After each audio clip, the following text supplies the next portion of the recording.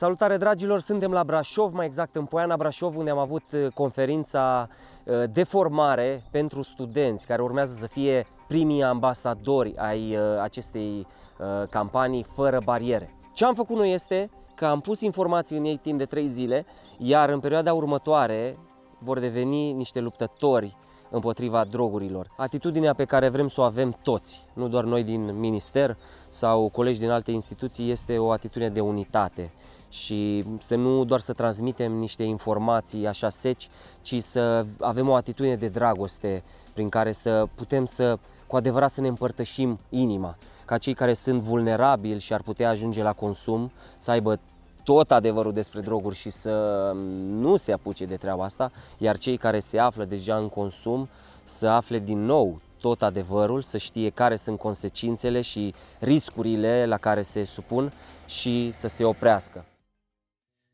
Ei, eu asta îmi doresc, să aveți curaj, să îndrăzniți.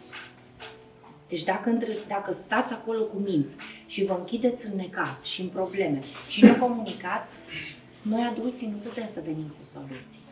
Noi vrem să fim echipa, foarte important să lucrăm împreună cu celelalte instituții ale statului decise prin CSAT. Dacă lucrăm așa fiecare pe cont propriu, nu avem izbândă. Să știți că eu am mare încredere în voi, să nu aveți emoții, că sunteți numărul 1. Cu voi va începe fiecare discuție. La Bacău, de exemplu, avem o sală de 1500 la Teatru de Vară.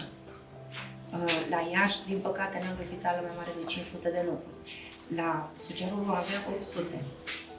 Vrem ca acele săli să fie pline și vrem, așa cum a spus și Paul, să-i rugați pe cei din sală să distribuie materialele, intervențiile voastre.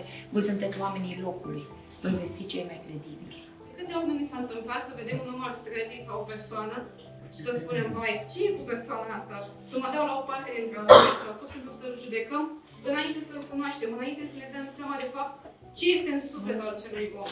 Și cred că proiectul acesta, mai departe decât drogurile, este vorba despre ce simțim fiecare în societate, cum putem să devenim mai buni și cum putem noi să-i ajutăm pe oameni să devină, să facă pasul respectiv pentru a fi mai buni. Și cred că mesajul nostru al tinerilor față de voi, care am venit la acest eveniment, vă spun că bine ați venit, este să vă dați seama că nu sunteți singuri, să vă dați seama că și noi suntem aici alături de voi, să vă dați seama că tot ceea ce simțiți este normal. Pentru că trăim într-o societate în care avem acces la atât de multe informații, cum că ar fi ok să folosești marihuana, ar fi ok să folosești cocaină, ar fi ok să faci orice. Dar până la urmă, cele mai importante lucruri, cred eu, din perspectiva mea, este să ai valorile tale personale, să treci peste aceste bariere pe care societatea ni le impune nouă ca tine. Nu-mi doresc ca peste 10-15 ani România să aibă o populație bolnavă. Îmi doresc ca prin intermediul vostru, așa cum ai spus că ai fost încântată de toți colegii care au fost prezenți la toate instituțiile, să nu mai existe în rândul tinerilor că poliția, că DICOT-ul, că ANA, că ministerele sunt un fel de bau-bau, un fel de oameni răi. Eu mi-aș dori să încurajăm cât mai mulți tineri să-și dorească să lucreze în aceste instituții. Noi avem în subordine, să știți, și copiii și tinerii care sunt abandonați de părinți. Nu îi judecăm. Ei știu ce a fost acolo. Noi acum am creat foarte multe facilități pentru ei, inclusiv bani. Dacă se angajează, dacă merg la facultate, avem tineri care sunt la Academie, la ASE, la SNSPA. Ei, dar de multe ori când stau la discuții cu o parte din acești tineri, când venea momentul sincerității, îmi recunoșteau, da, am consumat și eu odată. Sau, vă rog frumos, ajutați-mă.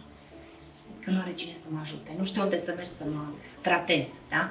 Ei, n-ai cum să rămâi indiferent.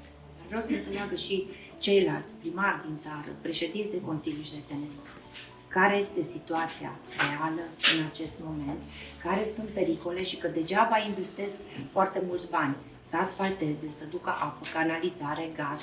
Dacă nu au grijă și de populație, vor rămâne cu toate aceste investiții și fără oameni în jur. Salutare! Mă bucur tare mult că am reușit să fiu aici. și că reușim să-i ajutăm pe acești tineri în care am crezut și care au confirmat și care pot să ducă mai departe toate mesajele noastre. Fie că vorbim de societatea civilă, de noi cei de la ICU, că vorbim de instituțiile statului, de ANA, Agenția Națională Antidrog, de celelalte structuri din cadrul Ministerului Afacerilor Interne sau din cadrul DICOT-ului, din cadrul Ministerului Familiei sau din cadrul Ministerului Sănătății. Toți suntem uniți în această luptă inegală împotriva flagelului drogurilor, fie că vorbim aici de prevenire sau de combatere, în funcție de atribuțiile fiecarei instituții. Ne-am bucurat de prezența celor de la Team Challenge, a tinerilor care au fost acolo foarte jos și care ne-au arătat tuturor cum se pot ridica.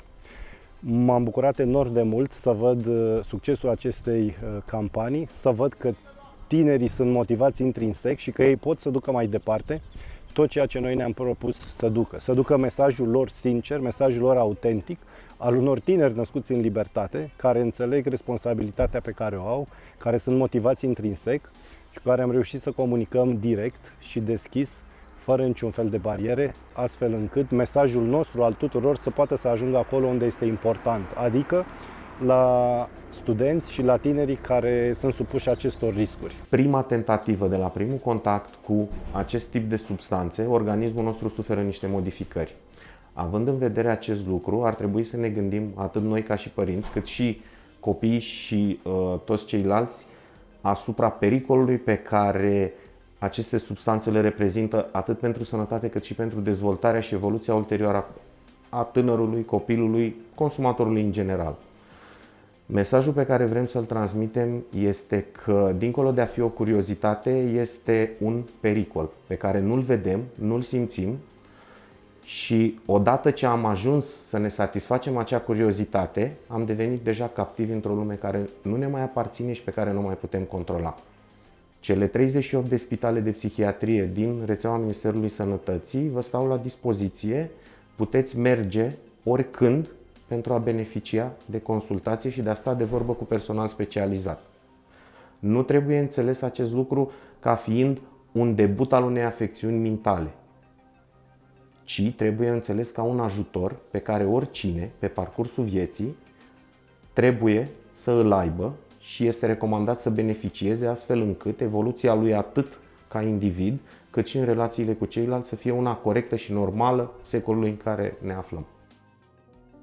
Nu mai îmi doresc să văd tineri care suferă, părinți care suferă de asemenea și unii dintre ei chiar au probleme foarte mari de sănătate pentru ceea ce se întâmplă cu tinerii din România.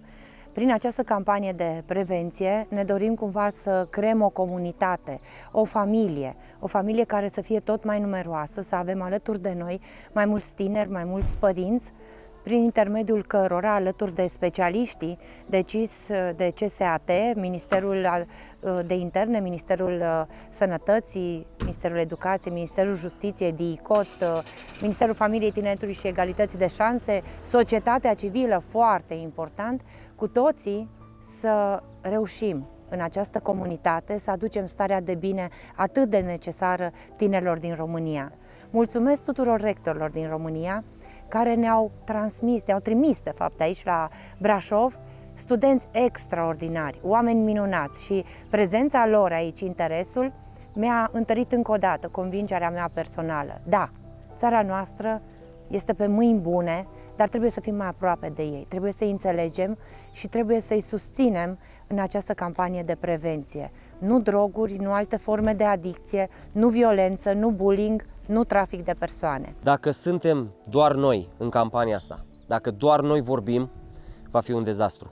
Tot scopul nostru este ca să ne unim și tot adevărul despre droguri să fie spus în gura mare, în facultăți, în școli, în familii, în societatea noastră. Vă invităm să intrați și pe fărăbariere.ro, unde puteți să vedeți toată agenda caravanei. Toată luna aprilie o să fim în peste 20 de orașe și încheiem la București. Să mergi pe paginile noastre de socializare, Instagram, TikTok și așa mai departe și să dăm veste în țară că campania a început